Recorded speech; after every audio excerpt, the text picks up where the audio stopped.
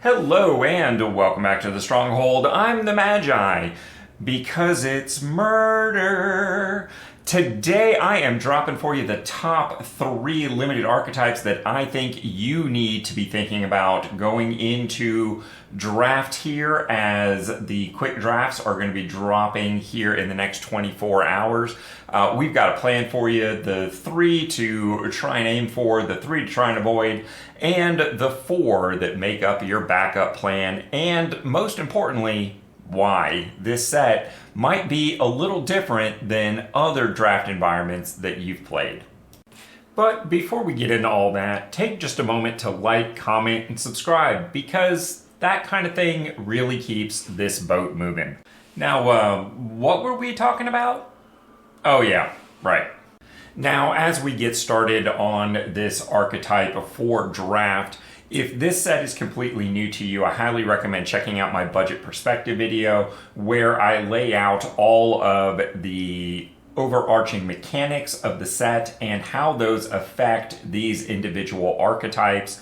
Overall, also a lot of stuff in there from a budget perspective about what cards you want to be adding or keeping an eye on and why. But if you already know all that, let's dive into how I make these evaluations and determine what I think are the top 3, bottom 3, and backup archetypes and why. Before we get into the details of this particular set, it's important to understand the evaluation process that goes into these archetypes. Because we, particularly as budget players, need to make sure that we're maximizing all of that marginal utility to get the very most out of our bang for our buck, so to speak. Way more important than it is for players that are not as budget minded. So there are 3 main factors that I use to evaluate a limited archetype, and they're not presented here in any particular order. And in fact, depending upon your limited environment, these will shift in relative importance. But first, I'd like to talk about value, and that is a concept that we deal with a lot as free-to-play and budget players. Here, we are specifically talking about the ability of a limited archetype to convert itself into a constructed deck, because otherwise we've drafted a bunch of cards that we might never really play again. Next up, let's talk about the accessibility of a particular archetype. And within that, there's a couple of factors here, as you can see. The first consideration is the depth of the archetype. Is this supported by a wealth, a broad depth of low rarity commons and uncommons that really make that archetype work? Or is it very dependent on just very select higher rarity cards, making it a little harder to pull off? Very often within a limited format, we start hearing about the very best deck or the very worst deck, and that affects the way people draft. So one of the issues that we need to be considering is the relative popularity of a deck. Is this going to be highly disputed within your draft pod, where 3 or maybe even 4 players are trying to move towards that and making the cards that much harder to get? Or is this an archetype that people maybe aren't really giving enough justice to, or possibly even actively avoiding, making it wide open for that one player at the table to really take advantage of? And lastly is the issue of flexibility of the archetype. If things don't go to plan, and we all know sometimes that happens more often than we'd like to admit, how easily can we flex or pivot into another archetype or style? How well do those color choices interact with other combinations so that we can make those clutch shifts when we need to?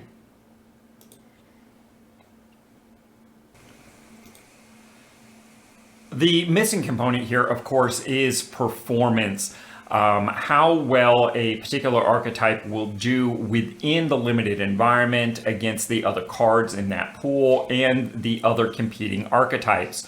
Or to put it in simpler terms, will it win?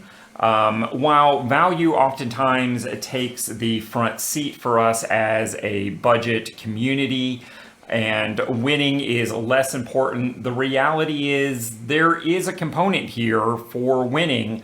If you are doing any sort of value draft or a token supported premium draft, really just one win makes drafting a better option than just buying packs. If you're outside of that value draft or token supported premium draft, really, again, you're looking at 2, maybe more like 2.5, depending upon where you are in the history of Arena, to make that endeavor more worthwhile than buying packs. So winning is an important component here and needs to be taken into account. In the end, all of these different factors and components come together, and I tend to sort the archetypes into 3 basic tiers. Of course, the top tier is the title of the video, Top 3 Archetypes. These are the ones that I feel like our budget community needs to be focused on for the various reasons that we have just covered. It is not necessarily the top 3 best performing archetypes overall. As we have explained, there are other factors that budget players need to be mindful of. On the other end of the spectrum, of course, we have the tier 3, the decks that I recommend that you pretty actively avoid because the majority of the time it's just not going to be very beneficial for you. That having been said, of course, on any given day, any given limited event, the colors might come together for you. You might get access to really bombastic cards, and anything could be playable on any given day. The middle ground is what I lovingly refer to as the backup plans, things that are not necessarily one extreme or the other, but often make good fallback points when your tier 1 plans don't come together. Maybe a color dries up, maybe you open a bomb in pack 2 and you need to shift a little bit. Those backup plans can be exactly what saves a draft for you, as opposed to being all in on the top tier aspects. Sometimes it's better to shift into a backup plan and have an overall better performance. So one thing that is probably not a popular opinion in this particular set is that I don't think any of these limited archetypes are really going to translate very well to constructed play and create new decks. Now, that doesn't mean there's not good cards. It doesn't mean that there's not going to be cards that affect existing deck archetypes. I just don't think any of these are giving birth, if you would, to brand new decks. I don't think you should avoid this set. I just think the way you want to go about collecting it is going to be a little bit different. We're trying to get quantity and completion rather than trying to build individual decks. Now, that having been said, I always like to start these conversations with the 3 decks that I think we as budget players most need to avoid. And in this case, that is the Golgari Gravebreak, the Dimir Clues Control, and the Simic Collect Evidence. I don't necessarily think these archetypes are any worse than the others or that any of them are particularly bad. I just think these are going to be particularly hard to pull off in the limited environment. I don't think the balance between enablers and payoffs is quite there. And heaven forbid anybody else in your pod or the AI is drafting these aggressively, you really might end up with a subpar deck. So I would just tend to avoid these if possible. Of course, there's always corner cases. There's going to be rares that maybe draw you in. And I do think that the Insidious Roots, one of the signpost uncommons for the Golgari deck, is one of the more interesting ideas to build around. I'm just not sure how successful those endeavors will be. Now that we've gotten the ugly stuff out of the way, it's time to tell the story of Miss Scarlet, or to put it another way, the 3 archetypes that I think we as budget players should be going after. The first thing I want to talk about here is the Is It Artifacts archetype. This isn't going to create a new deck because Is It Artifacts is already a fringe deck in standard, but this set is going to do a lot of work for that archetype. Both the signpost uncommons are fantastic for this deck, and really I think this is going to be the highest impact of anything coming out of Murders.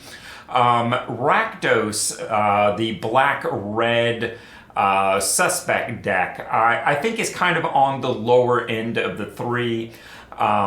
Really, this could also be the red-white Boros go wide deck, and ultimately that's going to come down to how just a few cards perform, which one is ultimately the better option. And bringing up the middle of our top 3 here, we've got the 10 Street Gossip, signpost uncommon for the Gruul Don't Call It Morph because it's a disguise deck. I don't think this is going to be strong enough to be standard playable, disguise as an archetype that is. That doesn't mean that a few disguised creatures aren't going to have impact. I do think this is a deck that could be a fun, interesting budget deck in the Eternal format by throwing in a little bit of blue and making it more of a morph deck. In fact, once you've got the Gruul base for Murders put together, really just a few wildcards as an Eternal investment, if you didn't already play Khans of Tarkir, could really do a lot for a deck. Things like Secret Plans, Ghostfire Blade, Tomb of the Spirit Dragon, and Icefeather Aven really do a lot to make this deck more powerful. Now, I'm not saying this is going to redefine the meta or anything, but it will be a lot of fun to play and pretty inexpensive to put together. So once you've used your first couple initial picks in each pack to secure those high value, higher rarity cards, it's going to be time to start looking at the good uncommons that are coming around to you pack after pack. And I'm not saying red is going to be wide open, but there is a lot of good role players and generally useful cards. Balric Clan Basher, of course, fits very nicely into that disguise deck. Case of the Burning Masks is fantastic removal, and as a case that pretty much solves itself in any sort of aggressive, particularly Boros deck, it has the potential to do a lot of work. Concealed weapon and equipment with a disguise factor, pretty darn nice. Very interesting combat tricks there to be done. Of course, Convenient Target fits very nicely into that suspect deck. Cornered Crook, a 5-mana 5/4 that sometimes brings along a lightning bolt, going to be pretty good. Crime Novelist fits very nicely in that artifact deck and can kind of go mana infinite in some cases. After that, Frantic Scapegoat is just an all-around good card for red. A 1/1 haste creature for 1. It's going to fit particularly nice in either of those decks that want to do suspect. Drone Smith I've talked about before for the Is It Artifacts deck. Another card that fits nicely there is Knife. It's a 1-mana artifact equipment clue that makes pretty much any creature a lot harder to deal with by giving it +1 power and first strike. Reckless Detective fits very nicely in that artifact archetype. Torch the Witness is just general removal. And Vengeful Tracker, whenever an opponent sacrifices an artifact, it deals 2 damage to them. This could be a core card for that Is It deck, or maybe even a build around for a mono red deck. We'll have to see how that plays out. The one cautionary tale I think is Caught Red-Handed. This is that typical steal and sack idea, but this archetype, particularly for limited, doesn't have a Sacrifice Matters deck. That's just not what Rakdos is trying to do this time around. And of course, it doesn't stop at uncommons. Red has a lot of common, really solid role players like Demand Answers for card draw. Galvanize is a potentially ridiculous removal spell in the right deck. Gearbane Orangutan is, well, right up there with the Sex Monkeys back in the day. A 3-mana 2/2 with a reach that can destroy an artifact or come down with a +1/+1 counter on it if you sack an artifact. We've talked at length about the decks that want to be sacking artifacts. Clues are going to be no short supply. Goblin Massmaker, of course, is a signpost common, I guess, for the disguise deck, and that's one of those that you either want it or you don't. It's going to be fairly easy pickings unless someone else in your pod is going after that. Innocent Bystander is pretty nice. Person of Interest fits very nice into that suspect deck. Red Herring fits into almost any red build. Of course, Shock is really good as well. The Braggart is nice for that suspect deck. Suspicious Detonation is another really solid potential removal spell that fits nicely in those artifact builds. And of course, Chase is the first strike combat trick of the set. And it has an Investigate trigger on it as well. So a lot of high quality role players here. It should be pretty easy to fill out a deck even with late picks. And well, if you've been paying attention, you know that all of our backup plans are brought to us by Mrs. White. That's right, if one of your primary colors starts drying up on you in pack 2 or the draft just isn't going your way, switch over to white, and I think you're going to end up with a fairly playable deck pretty much any way you go. I don't think these are prime choices, but I think all of them are going to be fairly easy to execute, especially if that is the open lane in your draft. Blue-white, very briefly, gives us the Detectives archetype. The Orzhov white-black is all about creatures with power 2 or less, and of course that's going to count all of your disguise creatures as well. Green-white is another go wide, but is more interested in disguise and the act of actually flipping the creature, whereas the Orzhov deck is just about playing the creature. And the Boros Battalion deck, we talked about that one a little bit already. It's a go wide sort of strategy and then pumping your team on those alpha strikes for the win.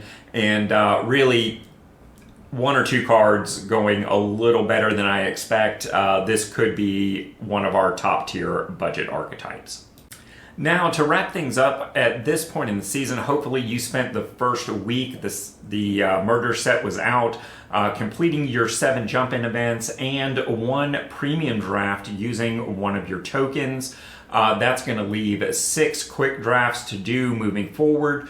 And don't forget, you want to also make sure you do a draft in March, so probably do 5 in February, save 1 for March. And once you've done your 5 for February, now it's time to start saving up, buy, and open packs. And before we go, I want to take just a moment to thank my totally awesome patrons for supporting me and allowing me to apply my passion into a community. And of course, before we go, I've got some suggestions for your next step.